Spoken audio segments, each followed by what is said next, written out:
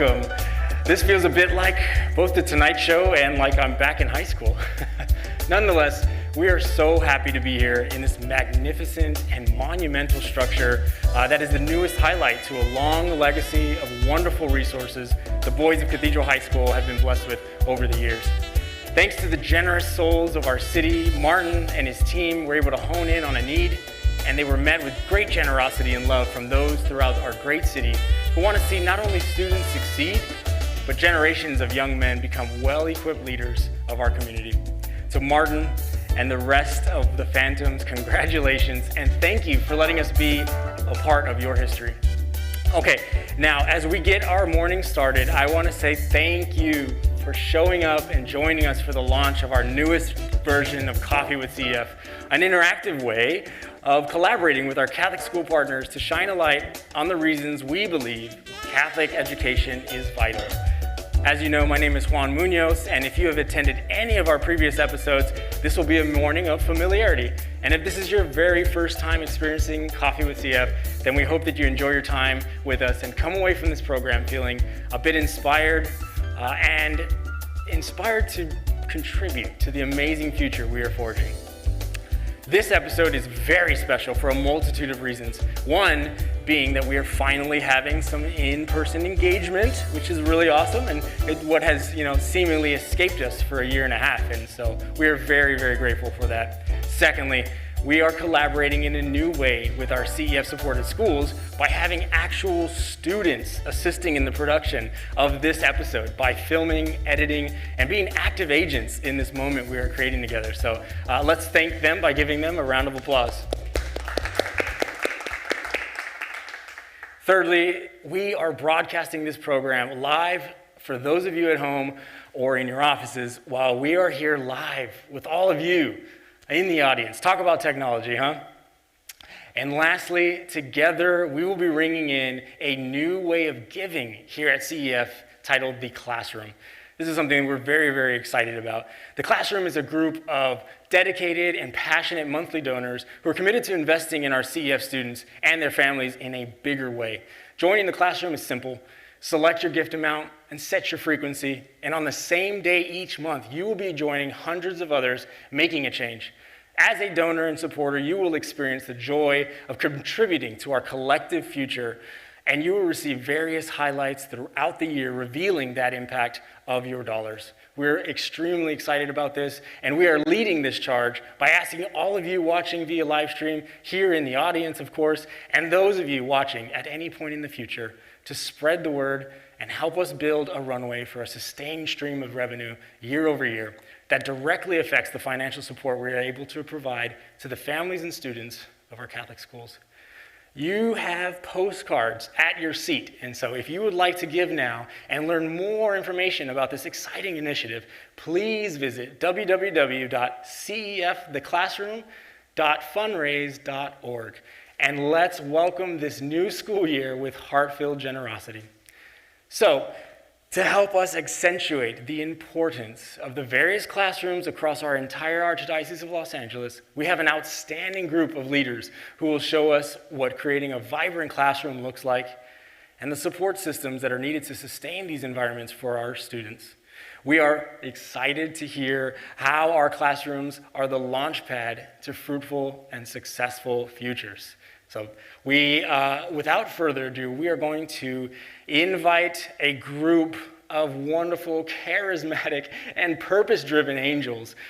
First, we have Sima, Saravia-Perez, and Richard Monteilh, who are both products of local Catholic schools in the area and have more than 50 years of teaching experience behind them.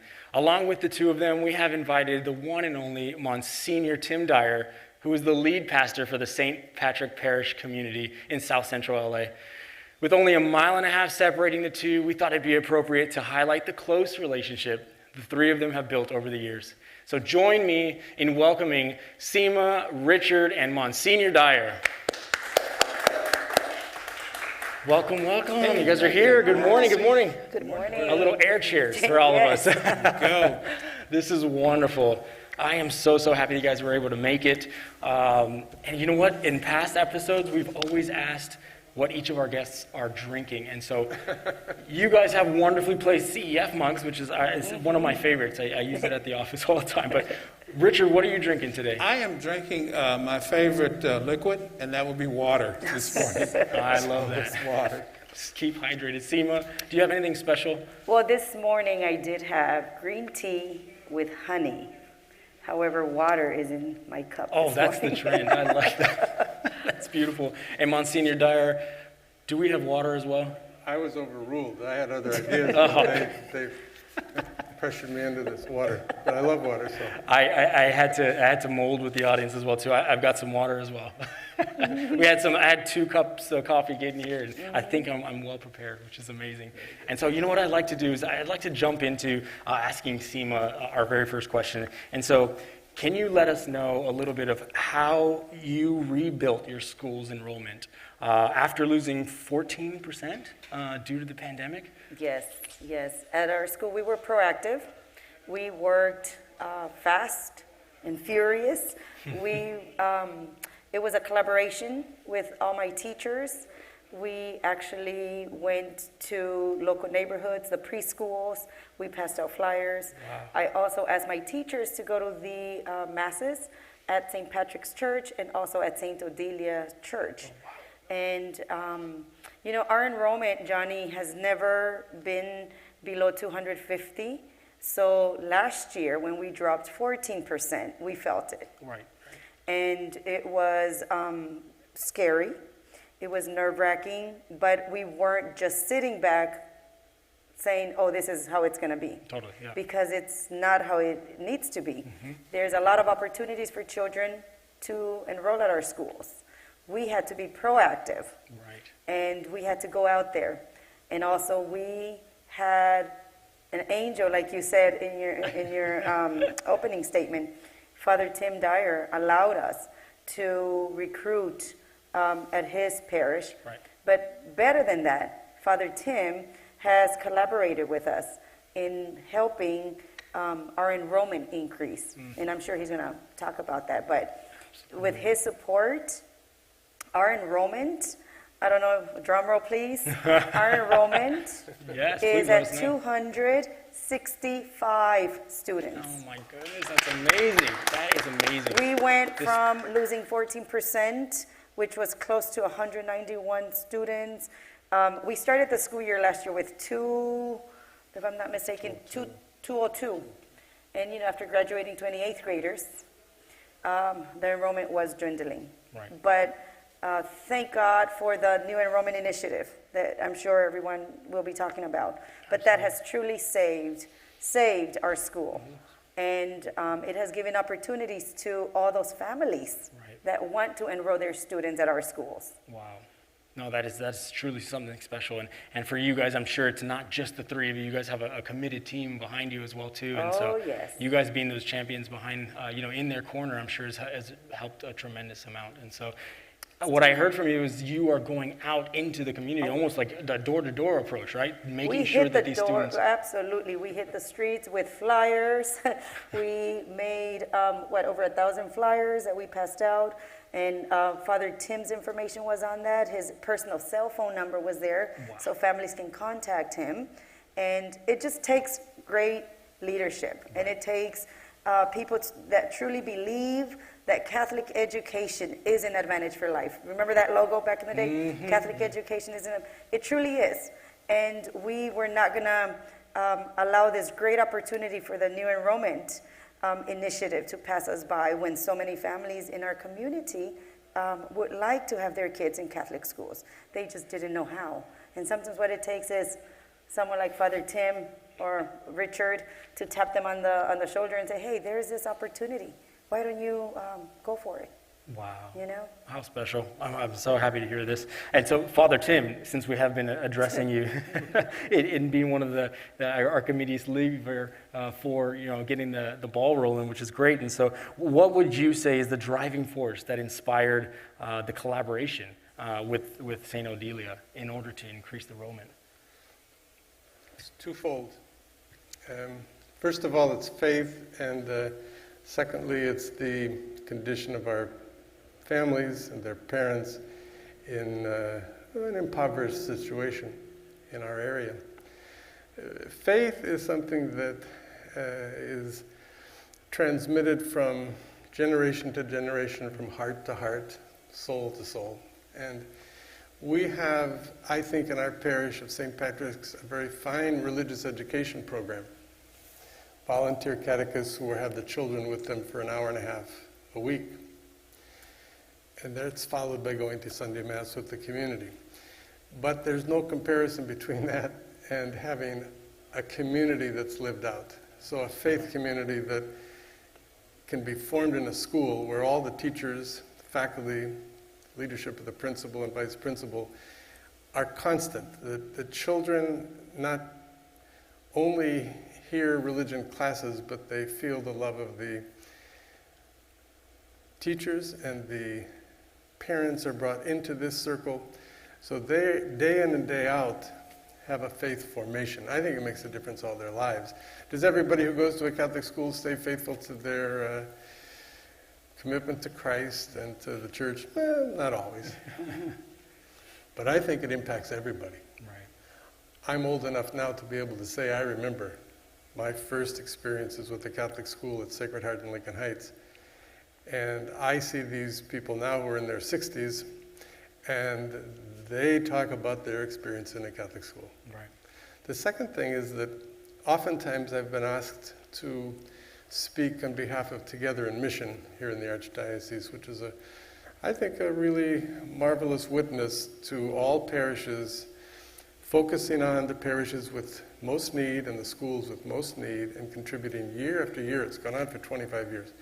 When I go out to parishes to try to promote Together in Mission, Right. I've said many times, no matter where you are on a political scale from left to right, no matter what your philosophy is, I would bet that the great majority, if not everybody here in the congregation this morning, would agree that if you want to confront poverty, give a child a good education. Mm. And that's happening in our Catholic schools. And all the donors who are putting their resources into promoting them don't see it every day. But in our area, the public schools do their best. I think there's good people, but many times people don't want to come to the inner city, so there's a turnover of administrators and turnover of teachers, and I don't think they can come close to forming the smaller population communities that we have in our Catholic schools. So I think it is making a difference in a person's life, as Sima said, but it will affect their families and their future in terms of later employment and involvement in the community. Absolutely. That's well said. Thank you, Monsignor. Richard, we're not going to leave you lonely over there. I know you deal a lot with the operations, making sure curriculum is flowing. You're sort of the right-hand man for Sima being the principal at St. Odile. So this question came up. What were some of the operational components that had to be done during distance learning this past year? Yeah, John, it's a great question. I think the first thing that had to be done was that we have an awesome faculty. And they came together and we strategized and we talked about what we would need to do in order to meet the needs of these kids that were in distance learning. And two really major things happened. The first thing that happened was that prior to COVID, we had become part of the Archdiocesan C3 Ignite program. Got it, yeah. And through that program, we received at least 90 new devices, and they had built-in Wi-Fi, so that was great. As we started our distance learning, another major component happened was that the representative from Shea Charities, Mr. Dan O'Melvin, he came by and he checked on us just to see how we were doing, and we told Dan we had some devices that were losing their warranties, and we weren't sure if we could have devices for every student. Right. And we wrote up the proposal, and Dan came through, and we had devices for everybody in our community. Mm-hmm. That was a one-to-one maneuver that happened at the beginning of COVID. And then what was really I think the gray area advantage was that all of our students have always been familiar with online curriculum. Right. We were using online curriculum 8 years ago. Ahead Our of the kids curve. use it every Wow. day. So they were able to easily maneuver their way through online with their teachers. So those were the biggies. Fast forward a year later, when we came back to campus, the main operational duty was to make sure the campus was safe and to make sure that we followed all the protocol from CDC, LA County Health Department, along with the Archdiocesan guidelines. So we had to make sure that was in place, and it was. All of those things were in place. And so we were welcoming back students at the same time.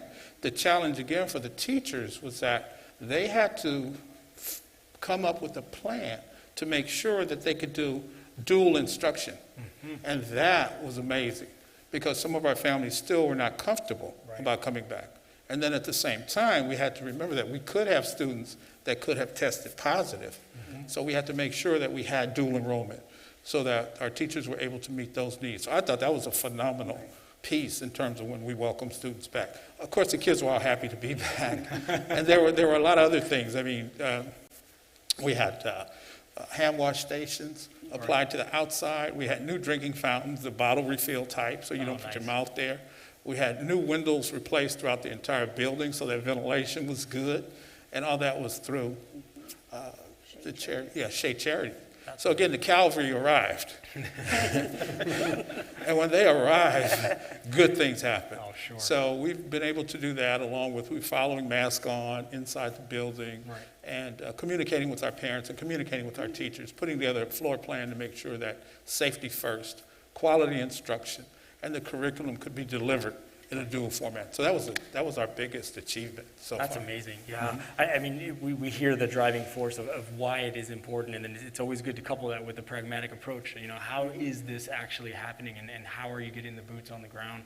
And so that's a tremendous feat in itself.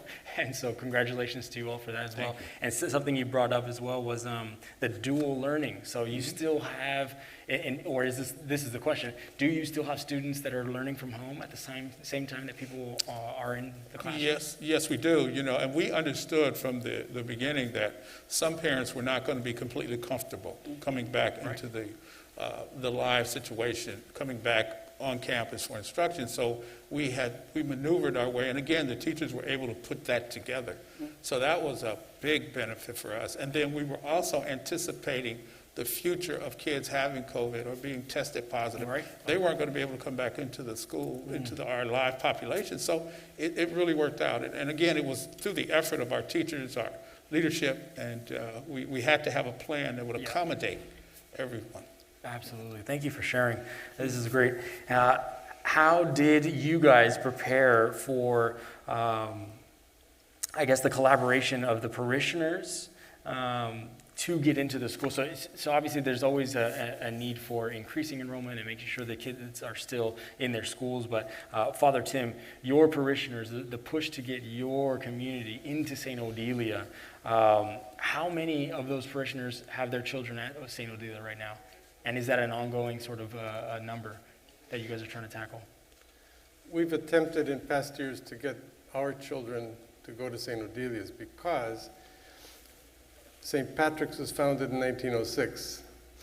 The school was up and running before they built the church. Oh, okay. But the church, in the 1971 earthquake, went down, and the school had to close just about the same time. So 50 years we've been without a Catholic school. Oh, wow.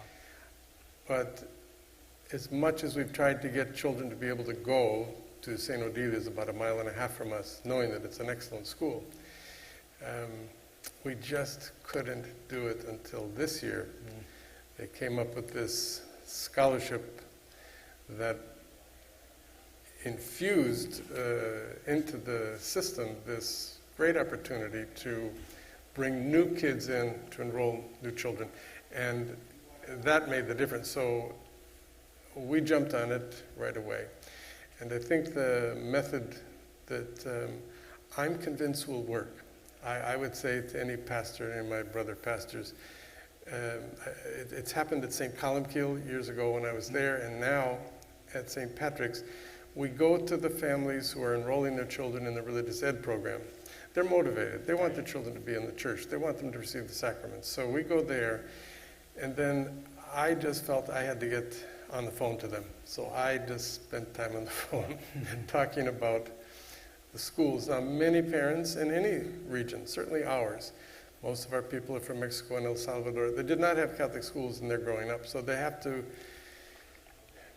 learn to trust that this is of great value. Absolutely. So that's part of the work that I think the pastor can do to motivate people to say, look, give it a chance. Let's go over and see the school. Let's talk to the principal and the vice principal. Let's see the environment your children are going to be in. So we were able to enroll 47 children since July, and we had already about 5 children over at St. Odelia.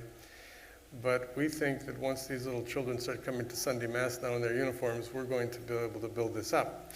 There's going to come a time they're not going to have any seats left at St. Odelia. So as much as we can do, we will to fill up the school, and hopefully that brings more stability to the school as well, to have a larger population. Absolutely. Yeah, well said. I'm glad that this year has been the year to change that all for your community as well, too. Those are big numbers. 47 you said? Mm-hmm. Yeah, that's huge. So congratulations on that work. And so Sima, being the principal, how has the new enrollment initiative helped increase enrollment? Well, like Father Tim just said, a lot of the families that want their kids enrolled in our Catholic school or Catholic schools in Los Angeles have the opportunity to enroll in this wonderful, wonderful assistance program. And our parents are deserving, our kids are deserving, and they want their kids in our Catholic schools. It's benefited our families, and as a matter of fact, CEF in general is a life-saving foundation, because at our school, at least 85 to 90% of our students are receiving CEF. Wow. And they are changing lives. Let me tell you, our kids, our goal every year is to graduate all our students and go on to Catholic high schools. Mm-hmm. And we follow them. We have, Johnny, at our school, students that were CEF recipients as students, went to school, graduated, are professionals, and bring their kids back to our school. That's a beautiful story. So let me tell you, it is beautiful, and this new initiative, the new enrollment initiative, has really given that push that we were looking for, that support. Right. And we're so blessed, so blessed. That's truly amazing to hear. I'm so happy for you guys. And Richard, what is the current enrollment that you guys have now? And is there a wait list in process? Because if there's an influx of all these new families in there, it's good to keep your thumb and your finger on the pulse where that's at. So what is the current enrollment? Currently, I want to say we're at 264 students. Right. Now, what that means is that we've had to follow COVID restrictions and guidelines. Mm-hmm. So that means that because of 3 feet of spacing, classroom, desk, and those things, we had to put a wait list on 4 of our classrooms already. I think Kinder 3, 4, 5, they're at capacity for COVID distancing.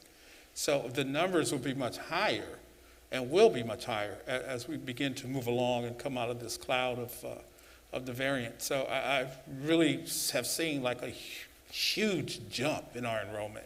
Right. I mean, just 60 days working with Father Tim and 60 days working with Saravia, I'm tired already. I feel like I've worked 180 days. So it's going to continue to have what momentum. And the energy there, the energy that we have in the building now, kids coming back, kids looking at all these new features, new desks, our furniture has been replaced. So it's amazing. So it's really a lot of fun.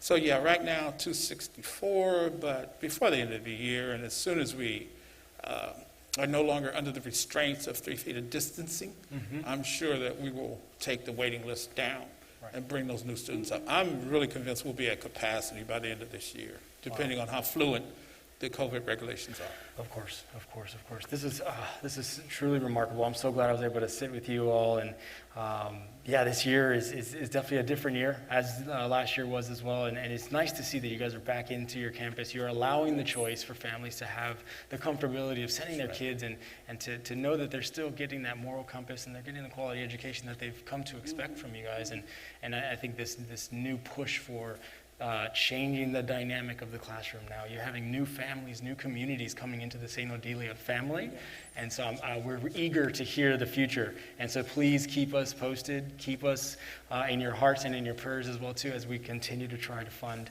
as many students as we can. And before we let you go as well, I meant to do this at the beginning, but just as a kind gesture, Father, would you mind giving a blessing for today and for the future year that we're going to have ahead?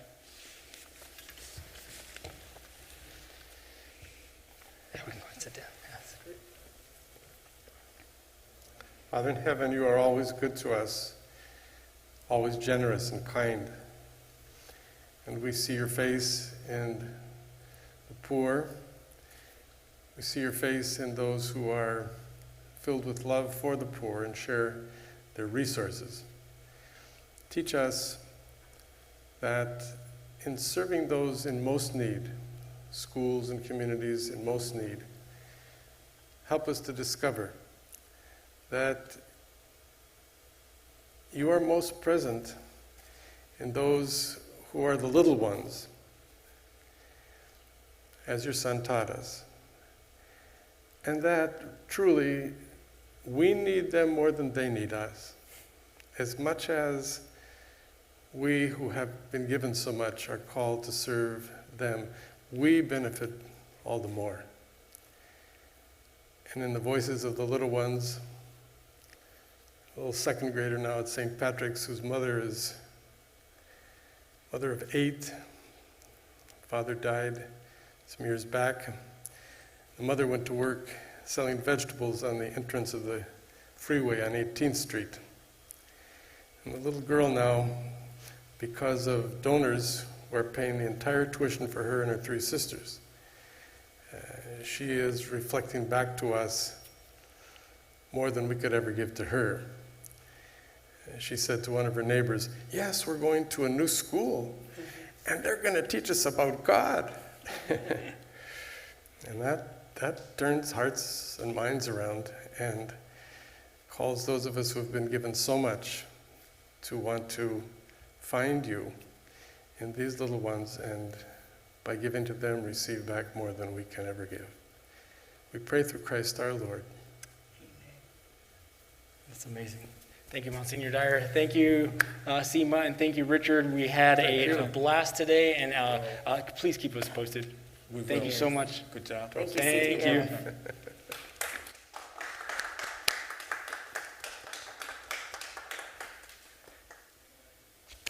Wow.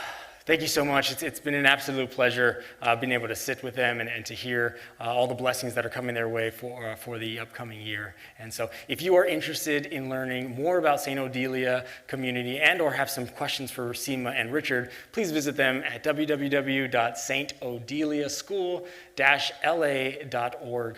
And also, if you'd like to contact Monsignor Tim Dyer, I'm sure he'll be happy to answer your emails or your phone calls, and also to reach the rest of his parish, obviously. You could do so by reaching out at www.stpatrickparishla.org. Thank you all once again.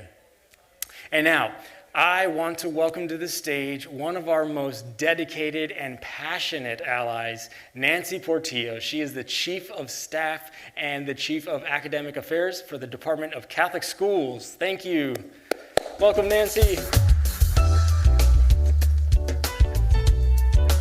Yes, how are you? Hi, good Nice little morning. cheers. Good I'm so morning. happy to have you. It's great to be here. Thank you so much for the invitation. Oh, absolutely. We are super, super excited. And so we just finished a good conversation on sort of the dynamic of the new classroom, how the classroom is changing, how the communities is coming into the Catholic schools in a different way. And so we wanted to sit down with you and ask sort of the perspective of the classroom for yourself as well, too. How long would you say you've been in the classroom, apart from you going to school, obviously, too? Because I know you were a principal at St. Mary's, and Yes. so let us know, how long have you been tied in with the classroom? So a great journey and reflective question for me. I don't know if we want to go way back and think about, being a tutor in the second grade, and I was in the classroom. Right. But if I think about my professional career being in the classroom, I'm going on 23 young years, Yes. 23 years. Good chance. And I've had the opportunity to serve, teach, and lead, I want to say probably in elementary, middle, and high school, in multiple different areas of education, including the public world, the charter, and now the Catholic school place where I am supposed to be. Yes, that's wonderful to hear. And so that's congratulatory applause is what's needed for that. So you've had a long couple years, being here at the Archdiocese, and so we are very connected, and we're partners in making sure that our schools are well taken care of, and that they're up and running in the most safe ways as well too. And so thank you for all of your work with your team as well on that. Thank you. And so I'm going to go back now too. What compelled you or propelled you to go from St. Mary's, somewhere where I'm sure you built a nice little family there, to then jump into sort of your role at the ADLA? I think this is also another time machine kind of response. So being raised by my immigrant grandmother, right? Being raised by my immigrant grandmother who always instilled upon myself and my 4 siblings prayer, her rosary every night, Yes. every morning, but also serving and helping others always. And so going back, just really thinking about those experiences and St. Mary's Academy. So long story short, here I was, kind of dovetailing on the first question as well, in a different school network, right, in a charter and public school network. And I get this email. I get this email from my dissertation advisor. Oh. And this email says, there's a school in Inglewood, California, an all-girls school, that needs a woman of faith as a leader, and this is you. And I responded, because I'm about to open school at the school where I was, summer was ending, and I opened school and I said, I'm about to open school, like this is funny, but I feel like, God spoke, the seed was planted. And so, long story short, I was at St. Mary's Academy, where I actually had the opportunity to work really closely with Sima, and very closely with Rich and Sima. Yes. And I do want to say a lot of my own formation, and a lot of my experiences with the Sisters of St. Joseph, and just being in a Catholic school place just really grounded me in terms of who I was and where I was supposed to be. Right. And so here I was serving and figuring out, this is Catholic schools. I never had the opportunity, to receive a formal Catholic education outside of CCD, catechism, going to church 9 days a week with my grandmother. Interesting, okay. And here I was leading a Catholic school. Right. And if I could just tell you the way that I felt every single day, being able to go to chapel, being able to open my door when days of stress surfaced, being able to ask the young ladies to come around and say, pray for Mrs. Portillo. I'm having kind of a tough day. Mm-hmm. That was a part of my formation. And my mentor, Sister Adrienne Claire, God rest her soul, may she rest in peace. It was just important that I learned, absorbed, listened to everything that I was supposed to be doing. So, long story short, what propelled me, here I was in this new place in Catholic schools. And leading and learning always. And I had the opportunity to come to the Archdiocese of Los Angeles. Yes. And it's a fun story because thinking St. Mary's Academy being a private, Catholic school, and then I'm coming to the Archdiocese where, I hadn't even set foot in the building before. So I come, and my first position was the Assistant Superintendent of Federal and State Programs and High School Excellence, Academic Excellence. Got it. So I did that for a couple of years, and I worked really closely with our Title I student population, our Title I schools. Yes. And fast forward, our wonderful new superintendent, Paula Scala, comes on board, and there's an opportunity to transition into this chief of staff position. And I want to say it was probably timed or coupled almost with the pandemic, so having this opportunity to really figure out what this chief of staff role was and to keep people connected was really important. Right.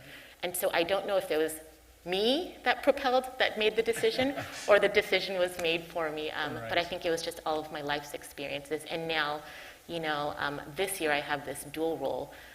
My heart and my soul are all about kids and schools and academic performance. I have this opportunity to really marry and think through what this chief of staff and this chief of academic affairs looks like for our schools.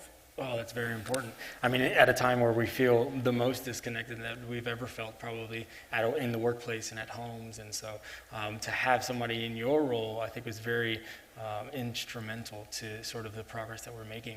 And so I know that we were talking backstage, you're sort of the, not bottleneck, I mean, that's for lack of a better term, but you sort of are the open ear to so many schools, and so you kind of can get the feedback, you can kind of get a good temperature gauge on where they're at.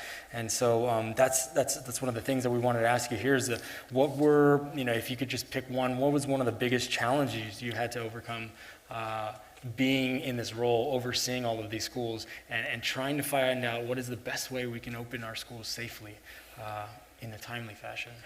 So the first thing that came to mind as I really thought through that question, to be very honest, if any of you know educators, many of us, a majority of us, are super planners. My wife is one too. Oh my God. I know. A++ personalities, not type A, type A++. Right. And we are planners for planners for planners. Mm-hmm. And so you think about what this time has done, this pandemic has done. You have a plan A, you have a plan B, you have a plan C, you have a A1, A2, A3. And so just really, really, not to try to joke about it, but you have to be comfortable not being comfortable. Mm-hmm. You have to be comfortable being flexible. You have to be comfortable being nimble, and knowing that things will continue to change, not even on a 30-day basis sometimes. Sometimes they change like this, and knowing that you will try your absolute best to be up to date on everything. Never mind to even see if you have the resources to plan for that new thing, whether it was PPE, face masks, air purifiers. Now the thing where a large portion of my day is spent is testing. So testing, and just, again, just being able to be flexible, nimble, make the time to read the guidance or read communication, right. and just being gracious, I think, with ourselves right. and one another. Sure. And so, I know that it was a tough year for so many individuals, so many families as well too, and specifically our Catholic schools. I know there was a few that had to, close down, unfortunately. And so, having these instrumental ways to get our students back into the classroom and get the admin and the staff and kind of get things running again, it was such a big feat. And I'm sure that most of the principals and most of the parishes and schools are very grateful for the ADLA's work and making sure that they were prepared and that they had the right guidance. And so we're very appreciative of you and your team for that. And so I just want to say that as well too, before we keep moving on. And so with your ear in the communities and being able to be in your role where, I'm sure concerns and all across the gamut, anything that was of high topic that needed to be addressed, I'm sure came through your desk or came through your team. And so what would you say has been the deciding factor for families choosing sort of to stay enrolled in those Catholic schools? Have you heard anything? What is that thing? Is it the moral compass? Is it? So absolutely, I'm thinking of two things right away. So one is a small story I'm going to share, and then the other one is the word community or Catholic community. So the small story is I have had the opportunity, pleasure, some might say the opposite, of just really being on the multiple work groups for LA County for Public Health for over 19 months. Got it. So whether I have the opportunity to look at draft guidance, make recommendations, or things like that. So why do families stay, or why do they continue to come? One of these things that I share with these work groups, and you think about these work groups are large public school or public school administrators that get to give their voice and their opinion to what the guidance should say for our schools in LA County. The last high school where I led at, there were 5,000 students Wow. on 4 tracks, A, B, C, and D, with 4 different calendars. So I have that lens, and then I also have the lens of being able to lead and serve a small or an efficient, robust, whatever word you want to use, Catholic school as well. So one of the things that I did, being able to represent, the 765 private schools in general, those are all private, not just Catholic, on this workforce, is I wanted to take the opportunity to educate my colleagues, including public health, in what our Catholic schools were. So back when the pandemic first hit, there was all this language and hesitation about grouping. I don't know if you've cohorting, your wife's in it. Of course, stable always groups. cohorts. Yeah. Kids have to stay together. Yeah. And, finally it just came to me, I said, you're talking about cohorting or stable grouping for 5,000 kids. Yeah.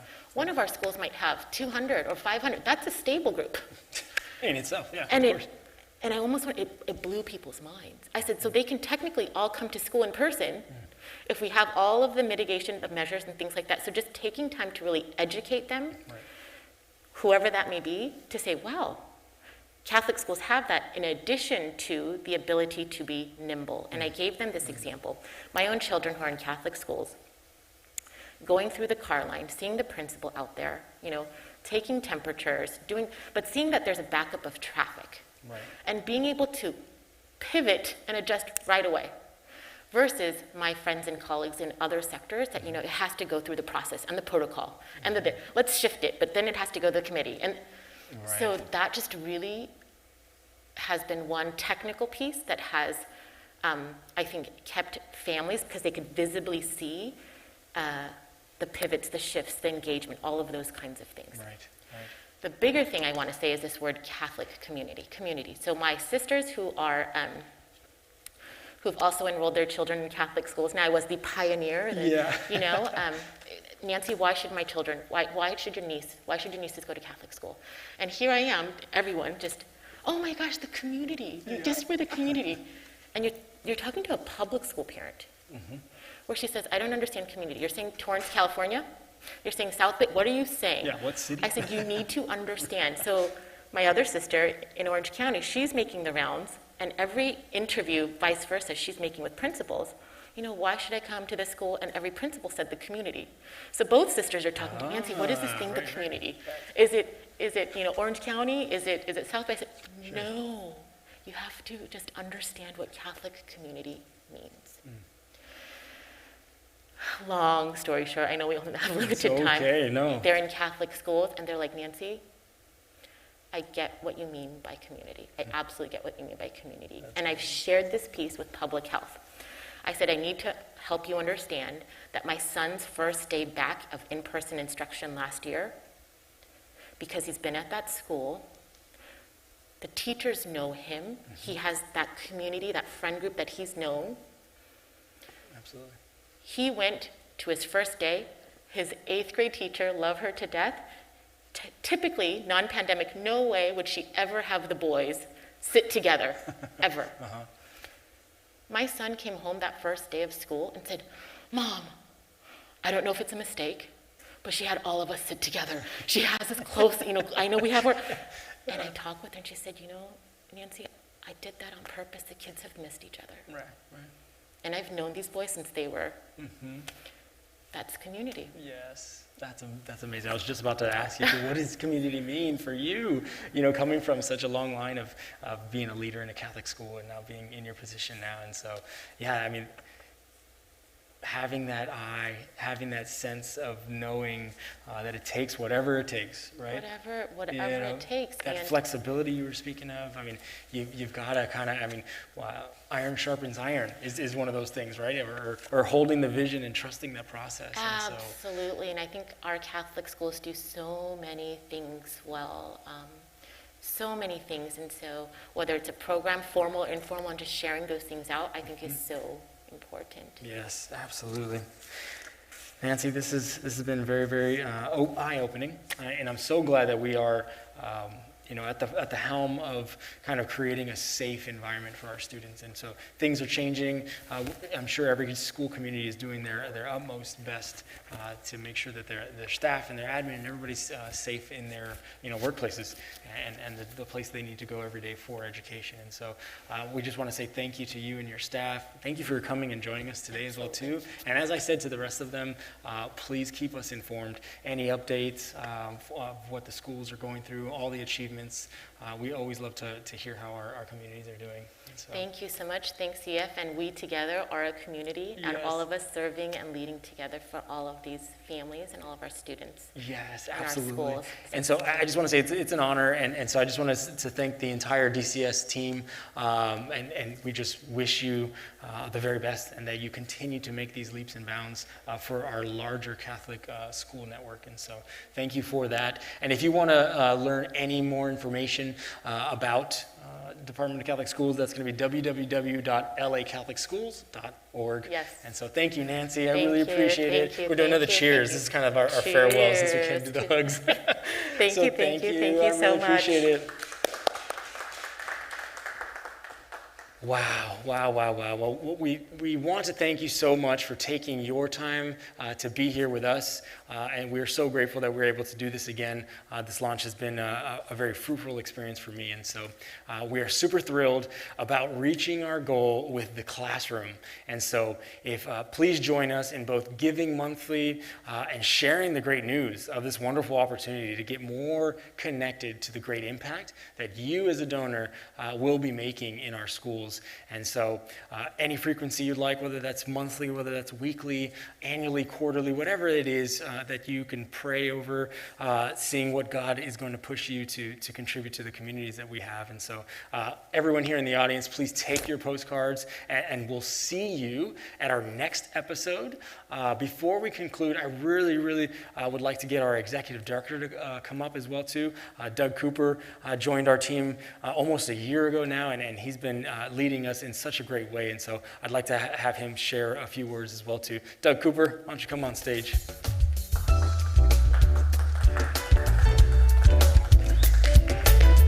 Thanks, Nagani. Absolutely. Thank you, everyone at home, and thank you, everyone here in the audience, for joining us here today as we kick off Season 4 of Coffee with CEF. First and foremost, I'd like to thank Martin Farfan, the president here at Cathedral High School, and the amazing Phantom family for welcoming all of us here today. I want to thank the members of the Broadcast Club who are handling all of the production for us today. You guys have done an incredible job, and we are so appreciative. It really is my privilege to serve as the executive director of the Catholic Education Foundation. And in 2022, we will be celebrating our 35th anniversary, which is incredible. And as you all know, the mission of the Catholic Education Foundation is to provide tuition assistance to the most financially deserving students throughout our Archdiocese of Los Angeles. And that encompasses over 200 schools, including Cathedral. And we're so privileged to have the relationship that we do with Cathedral. I want to thank our guests today. There are two things that all of our guests today had in common. One is that they live their faith each day. And two, they are dedicated and committed to our students and our families and serving them and making sure that a gift of a Catholic education is available. Here at the Catholic Education Foundation, we provide over $13 million a year to over 10,000 students in tuition assistance. And we can't do that without your help at home and for all of you that are in the audience. As Johnny mentioned, we have unveiled today our new recurring giving program, The Classroom. That's right. So please be on the lookout in your mail for your postcard that will be coming. And please also, for those of you joining us for the first time or for our returning guests, please take a look at our website, www.cefdn.org, and learn more about the mission of the Catholic Education Foundation.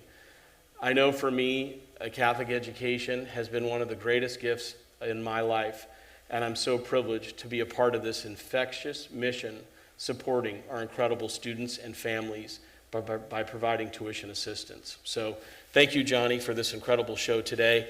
And thank you to our CEF staff for all of your hard work today. Absolutely. And as our students and our families start off their school year, let us keep them all in our prayers for a safe and healthy and blessed school year. Thank you all for joining us today. Thank Appreciate you, it. God. We Thank really you. appreciate it. Thank you so much.